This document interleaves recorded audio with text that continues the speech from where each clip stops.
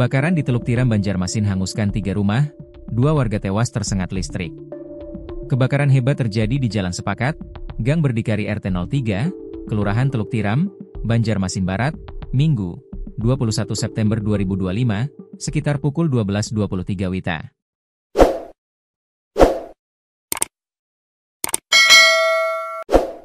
Satu unit rumah dilaporkan ludes terbakar, sementara 2 rumah di sisi kanan dan kiri mengalami kerusakan berat akibat kobaran api yang cepat menjalar.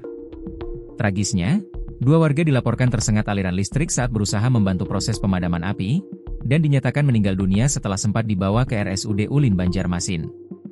Kedua korban diduga tersetrum oleh kabel listrik yang putus namun masih dialiri arus. Insiden tersebut sontak menggegerkan warga sekitar, terlebih karena proses evakuasi sempat terhambat oleh sempitnya akses gang dan padatnya aktivitas pemadaman. Jadi tali listrik itu putus, nah pas kena itu tadi tuh, roboh. Belum dibawa ke rumah sakit, sekitar sejaman tergeletak dia. Lalu dipegang lagi oleh yang kedua, nah kena juga dia, jelas M. Riyadi, keluarga salah satu korban. Kedua korban kemudian dilarikan ke RSUD Ulin, Banjarmasin. Namun, setelah api berhasil dipadamkan dan petugas kepolisian serta petugas PLN tiba di lokasi, kabar duka pun datang. Kedua korban dinyatakan meninggal dunia di rumah sakit. Memang sering dia mengejar kalau ada kejadian, suka bantu begitu, ucap seorang warga sekitar.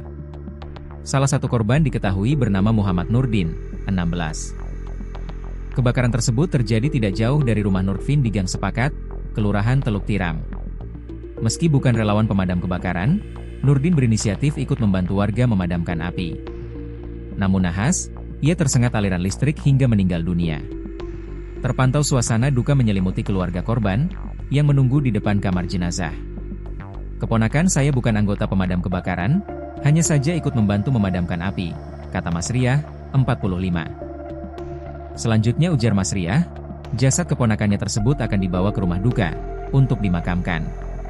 Langsung dibawa ke rumah, bila urusan di kamar jenazah ini sudah selesai, ucapnya.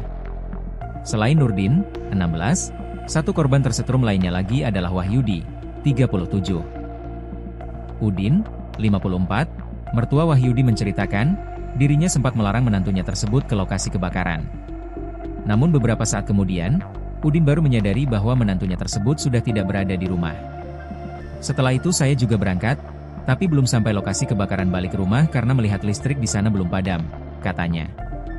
Sesampainya di rumah, Udin mendapat kabar dari warga sekitar tentang menantunya yang tersetrum di lokasi kebakaran. Kebetulan istrinya juga baru dapat kabar dan langsung bergegas menuju lokasi kebakaran, ungkapnya. Sementara itu berdasarkan data BPBD Kota Banjarmasin, kebakaran ini menghanguskan 3 rumah.